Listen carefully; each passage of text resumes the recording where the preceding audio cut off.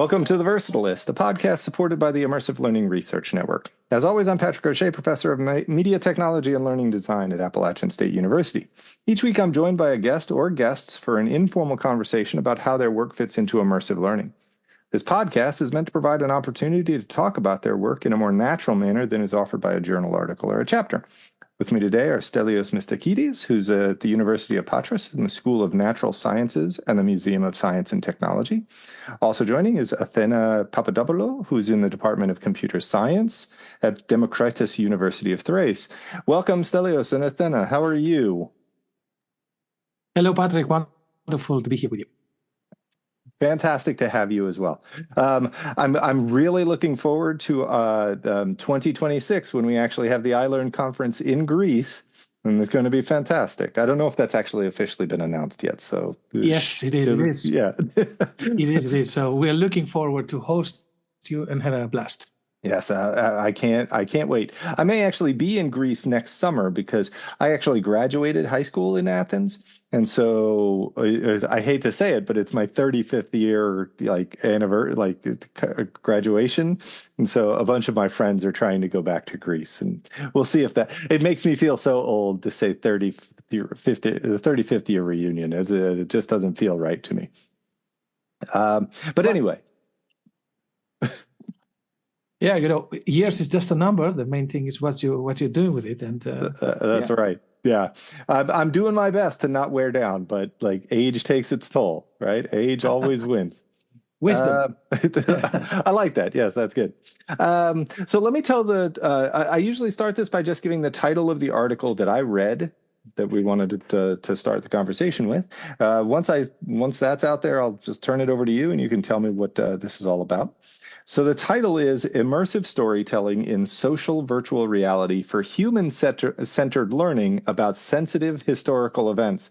That's quite a mouthful. There's a lot to unpack there. So let me turn it over to you. Athena, this is your master's thesis, right? So why don't we start with you? Tell us what that is. What is this all about? Yes, it was my master's thesis, but for me it was even more. It is talking about a really important part of Greek history, which is the Minor Asia catastrophe. It happened after the First World War, so many people were forced to leave from Turkey to come to Greece, and there was this interchange between the local communities. But I don't want to focus more on the history with the capital H, but rather on the history with the small h, because it's a family project. I am a minor Asian myself. I am third generation. My family had to migrate from Constantinople or Istanbul to Greece. And in this process of that, I had some relatives, my great-great-grandfather, who fought in the war. He, in a way, made an army, and he was a rebel, and he saved more than 10,000 Podians and Minor Asians. So it's a really big part of the history, which is not mentioned in the books. And that's what I want to say, that is this small, let's say, story that I think affected many people. I wouldn't be here to talk about it if it wasn't for him, or if it wasn't for my grandmother and for my great-grandmother. So it is these stories that I think that need to be infused and incorporated into the government-issued history textbooks. So that's what we need to talk about, the personal stories that need to become, being brought into the spotlight. No, this is fantastic. I've always, as a student of history myself, I have an history undergrad. I always thought that I was going to be a high school history teacher. That was kind of my goal for the longest time. Of course, life gets in the way and things change, but I'm right there with you. I agree 100% about the personal connection to history is what makes it exciting. And I'm really, like you start your paper by saying, history is one of those subjects that many people don't like. And I never understood that because I always love the stories. And I really applaud the effort here to personalize it, because I think that's what really touches people. So anyway, let me, let's jump into the actual paper itself. Tell me a little bit about when you're talking about. I've got the title. I've got to get back to it. If you're talking about, immersive storytelling and social virtual reality, what does that mean for you? Like, what does that look like for you? What technology are you using? What are you? If I were a user of this, what would I be doing?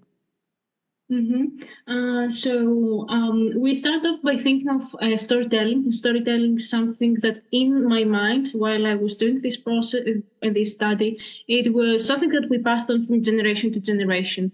If we think of how oral stories have started, how we had cave painting, storytelling is a really essential part of mankind history. So nowadays, immersive for us in this during the program, it was a VR, and a space that I personally loved using. It was Special.io. It's a free platform where you don't need a lot of coding, because my background in English literature and language didn't involve coding. Yeah. Even though I would love to learn more.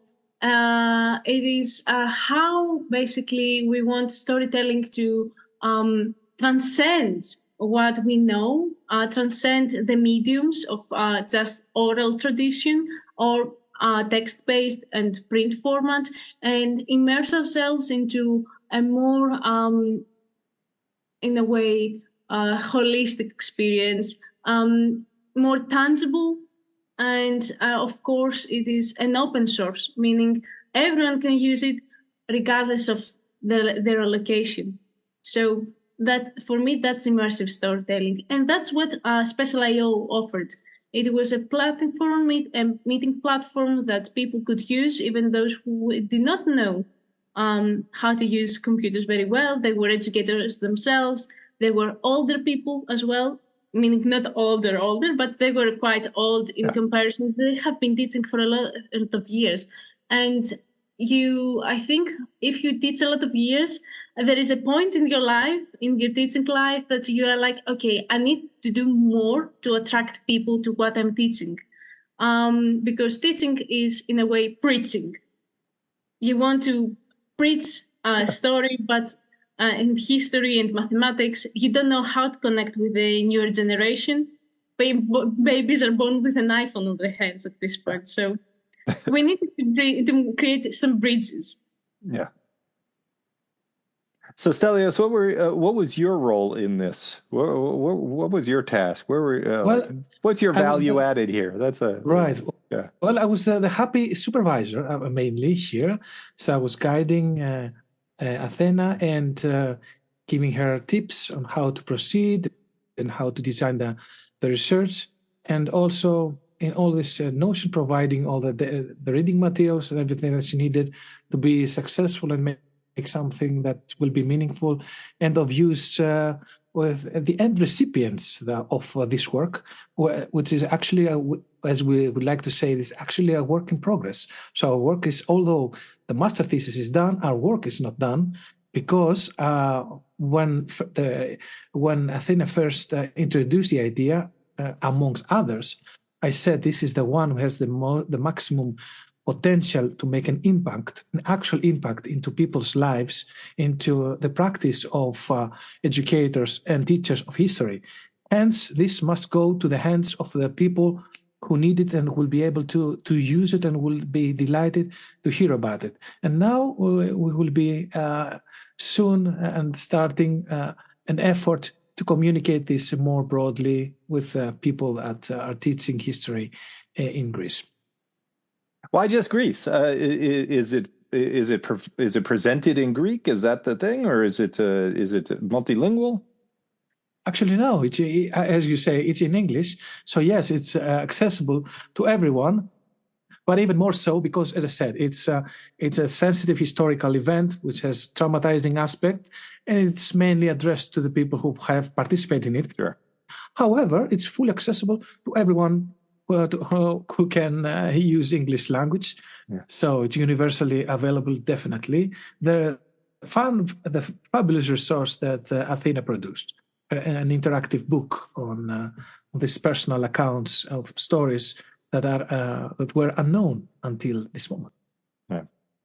The only reason I ask that is because, a lot of the education in America is very America-centric, and these kind of, like these very specific kind of stories we don't get a lot of depth in those things in American education, and I love the idea of providing these kinds of experiences for students, just because personally, I think we need a little bit more of a perspective on what the world is like and how we've gotten to the places we've gotten. And not just that. I mean, you are absolutely correct. However, we're talking about a very specific historical event, the catastrophe of Asia Minor and of Smyrna or Izmir. But if you dig a little bit deeper, you will see that this is also an event that has a significance and participation on behalf of American people who played a very significant role to save countless lives. So there's something that's connecting the U.S. and the Greek people, good persons that have been witnessing and communicating and actually being there on the spot and helping out people to be saved. Am I right, Athena? Certainly, and of course we have also this term of post-memory. So although we have many people like myself who haven't lived, obviously, a genocide, history is not, genocides are not unheard in history. So growing up with memories and with stories, I think everyone can resonate in global scale. Talking about Greece, talking about the States, talking about, let's say, South Korea and North Korea, everyone can resonate because some of them, at least, I think many people have heard of genocide, experienced genocide, family has had a similar experience. So it is this communal post-memory that connects everyone, I think, apart from education. Yeah. Well, unfortunately, it seems like the part of the human condition is to go through these kinds of events and not really put them into the past. It seems like it's an ongoing thing all the time. So. All right, so let's before we get too far down that path, let's talk a little bit about the actual technology that you used. The spatial I/O is it's a fantastic tool. I love it. As someone who doesn't do programming myself, I love the idea of not having to be a computer scientist to create these kinds of things. So tell me a little bit about the actual experience itself, like the VR that you created. What is that like? Again, if I were participating, if I had the headset on, I'm assuming this is a head-mounted display kind of thing. If I had that, what would I be seeing? What would I be doing? Mm-hmm. To start, first of all, it is not just a headset equipment only type of machinery. What we wanted to create it was to be accessible for everyone, and think of the teachers. You're not just creating something for someone who is advanced and who knows how to use or has the means of buying a VR equipment. We're talking about the teacher who, the middle class teacher who is struggling, is trying to make ends meet, and for them, we utilized Spatial I/O, which is a free platform and has already pre-made classrooms. So this was the experience. We had teachers coming in, regardless of age, regardless of educational background, meaning if they are teaching primary school, high school, university, and they were asked to immerse themselves into the space. They were introduced with a deepfake video, which was created by myself. using photographs that I found, and with AI, I tried to mimic the voices as an introductory video. Afterwards, we had the book, which was created with twine. Again, really simple. You don't need a lot of coding. And it is basically what we are trying to say, that just take the material, the textbook, and make it more interactive and fun and entertaining for the student. Just break up the stories, the huge blocks of narrative into smaller parts, add selections, add let's say just one thing. We had a think again box pop up, and that itself, I had a comment by my friend, and she was like, "Oh my God!" Suddenly, I was really excited to learn history, even though I knew a lot of historical event and a lot of information about this historical event. So this is what you would be doing. You would be entering the space, introduced with a video, then the book, and afterwards we had the Padlet activity where people were asked to share their opinions, and of course we had a link for the reflective questionnaire that was used for the research itself. So really basic. Many more things could have been done if someone had the technological background, but I think it is simply to say that teachers need a quick alternative, a cheap alternative, and something that will entertain students, immerse them into the narrative, and expand them. We want them to broaden the horizon really quickly. So yeah, that's basically the summary of the paper. And you, as you may have noticed, Athena did not give away anything from the contents of the book. Hence, this book is fully online. That means you are more than happy, and we're glad to provide the link so that you can read it yourself and discover these hidden and unknown narratives of people, actual people who participated in these historic events. Yeah, I'll make sure to put those in the show notes so that folks can see this. Yeah, this sounds really exciting to me because I think oftentimes teachers, and I instead of speaking in the abstract, let me tell you my story. When I was teaching at the high school level, I went into it with this idealized thought, like, I love history. Other people will love history just because I have passion for it. And of course, that gets knocked out of you really quickly, right? Like, and so you have to figure out new ways to get people excited about something that they don't particularly like. And this does, I'll be honest, this doesn't just apply to history. There's math, there's science. I think every teacher kind of goes into it with I love this thing. Because I love it, everybody else is going to love it. And I'm really intrigued by these kinds of experiences because they're an effort to introduce the topic in a different way, rather than like using the same old, like that dry, dusty textbook that everybody worries about. The question I have is, like, what happens next? Like, this was your master's thesis, so like, are you maintaining this? Are you like trying to make it into a business? How does this maintain over time? Ideally, because my main sources was my grandmom, ideally I would like to have more people of her generation coming forward, because unfortunately we don't have other means of knowing this kind of knowledge, the small h history. And I would have loved to create a book with everyone's stories, equally immersive, and in a way to try to introduce it into what the government, the book issued by the government, because unfortunately, when I was taking my Panhellenic exams, in the history book, there weren't the mentions of people. And I know that my great-grandfather is not the only person who has saved people. I know that it was not only my grandmother, because I'm mentioning her, and I'm giving a few spoilers, who was a child bride. So we are not talking about only these issues of, okay, we have genocides. We're talking about other social issues, like child rights, immigration, forced to leave your country and in a way to face racism in a new country where, while it is not your new country because you know Greek, you are of Greek descent, you just moved there. So I think it is quite a global, in a way, experience that needs to be, in a way, printed, digitally implemented in a book. So this is not the end. Rather, I think this is just the beginning. Yeah.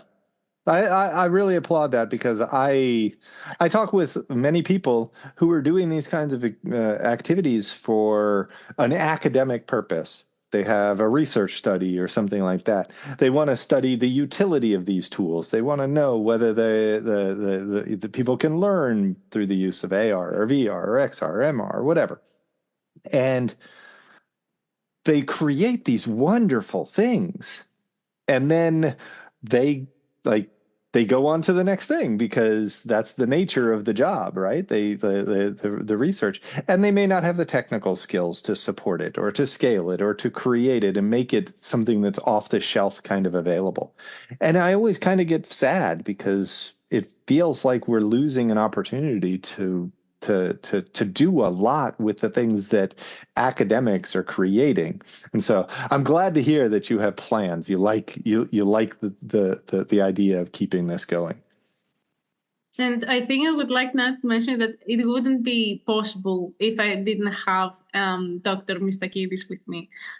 He was the person who pushed me to do this project, and it was the person who advocated that, you know what, that now we need to go on. This is something that people need to hear, and I'm going to help you. So at this point, Dr. Mistakidis was the absolute trooper for me. And it is quite, for me, emotional, because I'm just a young researcher. I'm just getting into the research stadium.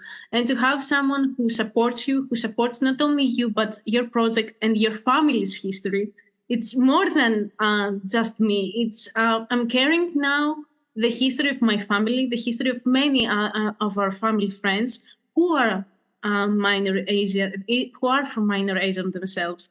So to have a person who supports you, encourages you, and tries to make your story heard, I think it's one of the best things that can happen to a young researcher like myself. Versatilist, that's got to feel good to hear that. Like, I don't know if you've heard that from her before. Probably she's. That's the marvels of distance education. I mean, that's indeed. That's why someone would love to be an academic and teach and inspire and empower people to work, to research, to innovate, and make an impact on this world. And Athena is a wonderful example of this.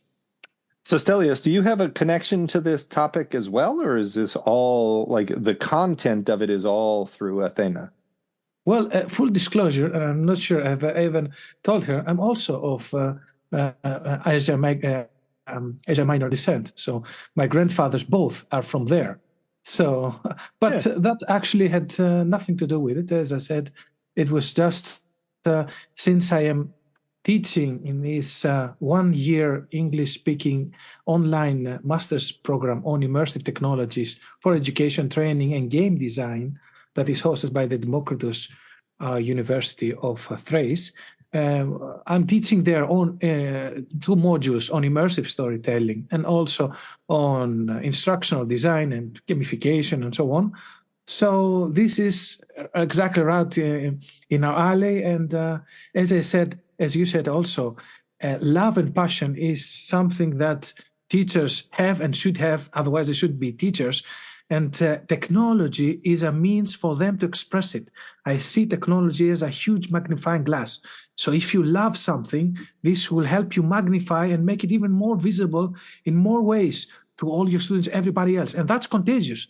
That's what happened to me. I mean, although I'm an engineer, I studied engineering, I love ancient Greek and everything that has to do with history and so on. Why? Because I had great teachers when I was in high school. And I will be forever indebted to them, because I'm not just a technical person. I'm someone who is equally interested and passionate about language, about etymology, about orthography, about history, and so on.